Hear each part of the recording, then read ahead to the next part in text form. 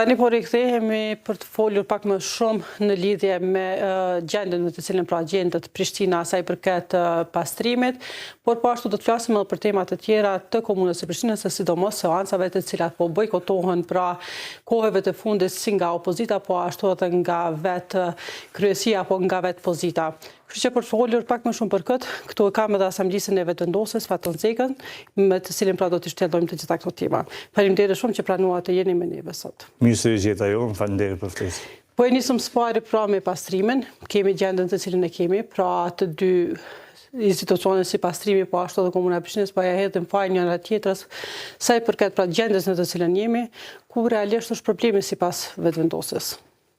Po jo, fatkeqësisht ka që disa kohë që ne si lëvizje vetëvendosme e kemi paralajmëruar këtë gjendje të cilën kemi arritur, edhe me paraqitje publike si konferenca, komunikata për shtyp, po edhe me fjalimin në asamble, ne ju kemi thënë, sikur ekzekutivet të komunës, gjithashtu e ndërmarrjes pastrimin që jeni të e çuar ndërmarrjen drejt falimentimit. Në njërin anë ka një keq menaxhim të tmerrshëm të ndërmarrjes nga drejtori, kryeshefi Petrit Reqica që është nga radhët e PDK-s, e në anën tjetër ka një tendencë të komunës që me privatizu grumbullimin e mbeturinave.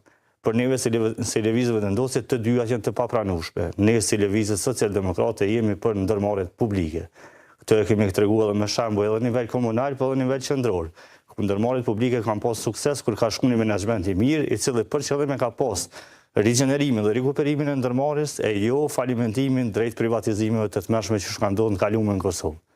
Po cili është qëllimi i PDK-s pra kur tashmë është në opozitë që të çojë drejt falimentimit pra ndërmarrjen pastrimit? Qëllimi i PDK-s do duhet të ishte rigjenerimi i ndërmarrjes prej kur ka shkuar ato, po me tërheqjen e aksionarëve e cila ka qenë taktizimi i tyre për t'i bllokuar ndërmarrjet, për të mos lënë që të ndrohen bordët pas e kanë prish koalicionin me kryetarin e komunës Parim Rama, ata prej atëherë përveç që nuk kanë menaxhuar mirë me paranë, me hyrat e ndërmarrjes, ata e kanë bipopulluar me punëtorë, me militant partia, ku vetëm prej janarit janë më shumë se 30 të punësuar e kryesisht në administratë.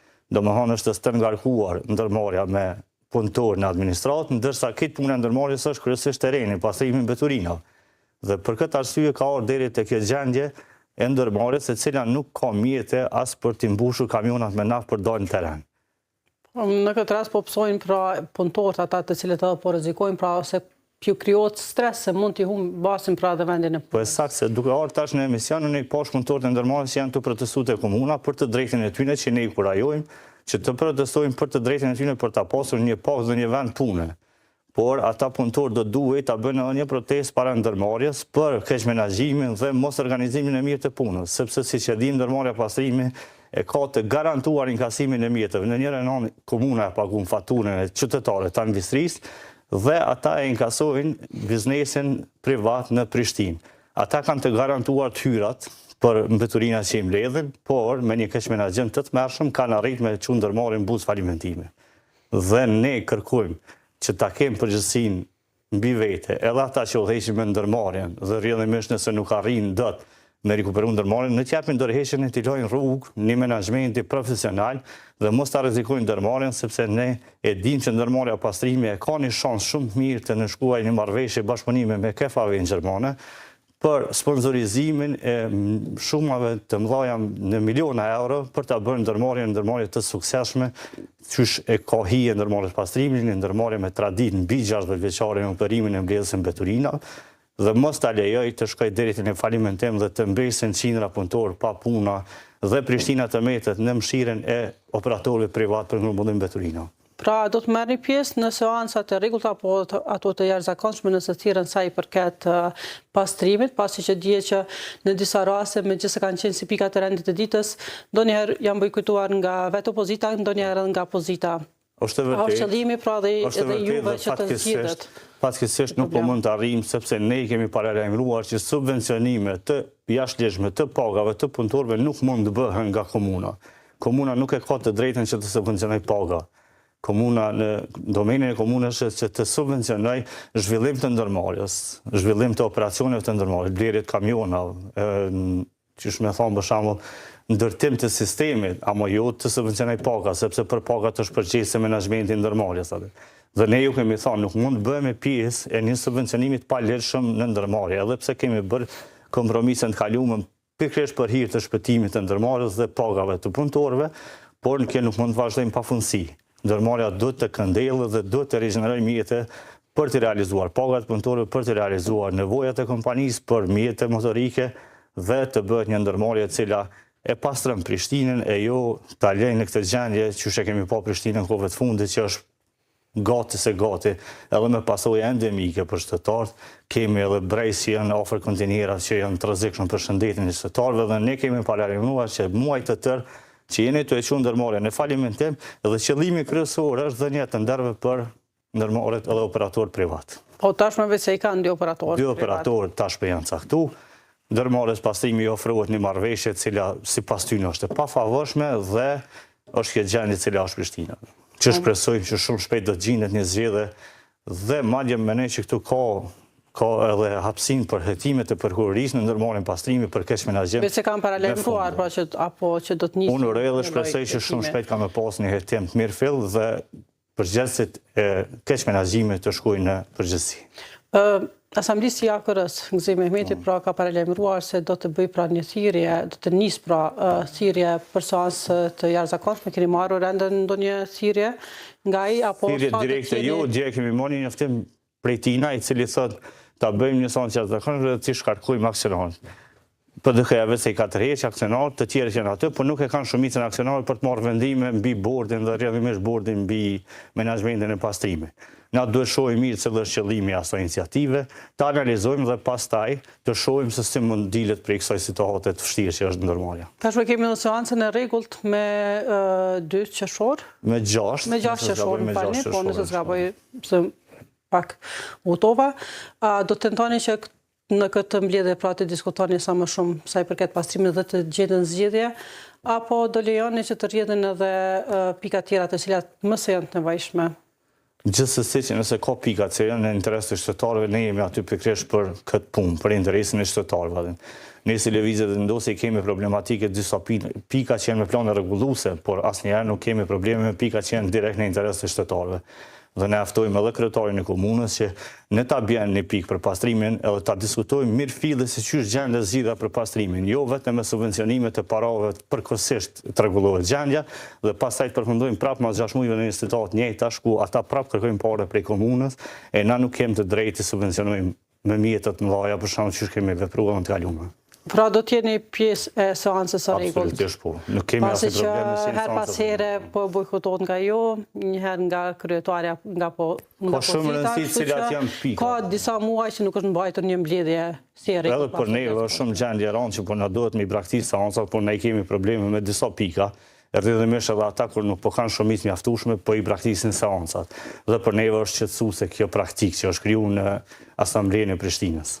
Pra me bojkotimin e kësaj seancës së fundit të jashtëzakonshme, pra u pengua themi bartja e mjeteve apo prej 28 milion eurosh nga 2024 në 2025, kësaj pra sipas drejtoreshës së financave, po rrezikohet pra që të shkojë komuna tek përmbaruesi nga disa kompani, pse nuk ishte kjo themi ashtu të mbyllni një sy dhe të vazhdoni edhe pse nuk ka qenë prezant kryetari. Sepse nuk na lejohet ta mbyllim një sy. Ne do t'i trajtojmë pikë për pikë cilat projekte po bëhen, cilat kontrata po bëhen. Prezant të gjithë drejtorët e nevojshëm. Për neve si lëvizje vendose janë disa kontrata që janë problematike dhe kanë konteste me instrumenta të tjera të shtetit për mbrojtje të trashëgimisë kulturore dhe na duhet me diskutu se cila është më e mira për ato projekte. Të vazhdohet të merret leja, të vazhdohen projektet, apo të vazhdohet të punohet pa leje. Për neve është me rëndësi me marrë leje komuna në institutet përkatëse të shtetit dhe të Republikës së Kosovës dhe rrjedhimisht të respektohet një hierarki shtetërore. Mos krijohet konfuzion, se këtu nuk jemi asnjëri të pavarur nga tjetri. Republika e Kosovës është republikë demokratike dhe varësia ndërinstitucionale është e pashmangshme. Rrjedhimisht edhe ne kur ajo që ndërtohet një diskutim edhe të këshyret cilat janë pikat ku Instituti për mbrojtjen e monumenteve konsideron që po shkelet trashëgimia kulturore dhe të vazhdohet me një zgjidhje, të vazhdojmë projektet e kryetarit komunës sepse na nuk jemi kundër projekteve, absolutisht. Bile kështu dash sikur të zhvilloheshin më shumë projekte e cilat nuk jemi duke i pa.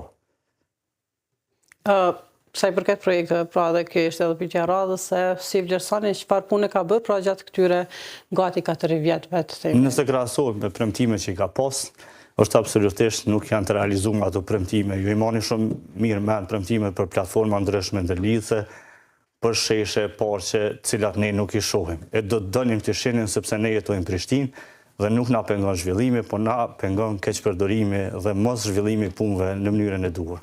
Po i shohim edhe pak a shumë themi ashtu punë reklamuese që po bën Komuna e Prishtinës për gjërat që ka bërë. A mendojnë që vese ka filluar ndoshta fushata më e hershme megjithse premtimet apo projekte Gjeshin një paralajmërim i presidencës që shumë shpejt do ta caktoj datën e zgjedhjeve lokale. Rrjedhimisht na veçhemi duke hyrë në fushat dhe tash akuzat e kundër akuzat besoj që kanë më kon më shpeshta, edhe viktimizimi nga ana e komunës, edhe akuzat nga opozita për mos kryerjen e punëve të cilat kanë bazë deri diku. Unë mendoj që jem tu i fushat dhe mendoj që kemi po një gjuhë tash për muajve në vijim. Por sigurisht që do të donim të shihnim më shumë projekte, sepse me projekte edhe neve do të na humbej mundësia e kritikës, por ja që kemi terrenin hapur për kritikë. Shumë sfera. Po, pasi që në qeverinë, pra qeveria ende nuk është konstituu dhe lëvizja vendosur, po besoj që ka mbet ndoshta edhe peng i qeverisë për të vazhduar pastaj edhe me përgatitjet për zgjedhjet lokale. Mirë, po a keni filluar diçka apo cilat janë hapa që po sigurisht që kanë filluar diskutimet të mbrëmshme sepse shumë shpejt do të jemi në fushat. Dhe na jemi në vlugën e diskutimeve të mbrëmshme për ta gjetur edhe kandidatin më të mirë që na prezanton në fushat, po edhe programin e cilin jemi duke konsultuar me ekspertë të ndryshëm dhe duke ndërtuar një program i cili do të jetë në të mirën e qytetarëve të Prishtinës dhe sigurisht do të jetë program fitues i zgjedhjeve të tetorit.